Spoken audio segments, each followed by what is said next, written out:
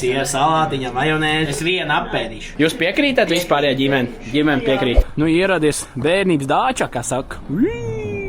Lēmums ir pieņemts šobrīd. Viņš apēdīs pusi siera salātmaizīti, bez sviestiņa un pusi pankūku. Un tad zupi. Varam teikt, tāds pirmais čīts šobrīd, bet es esmu pelnījis.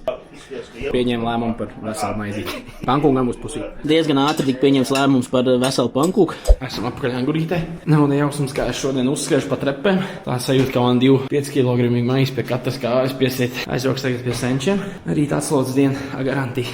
Tuvojas vakariņš, un jau būs 7. Vēl kaut kas mums ir jāuztais apēst. Visticamāk šovakar tas būs kaut kas sasaldēts un uzsildīts. Tā, draugi, šodien nebūs skriešana augšā pa trepēm. Šit tāds tingel-tangels garde manger. Šatauts radiem no Bērzielas. Tiku pie eifrēja ieliekamā tāds apam papīriņu. Metīs iekšā to čamā. Tomātišu un tas. Viss pasākums. Sliktākais, ko es 25 dienu laikā izdarīju, apēdis tādu īsti kārtīgu plāno pankūku un siera salātu maizīti. Un sapratu, ka es tāpat tas baigies malts. Un tā doma es arī iešu gulēt. Čau.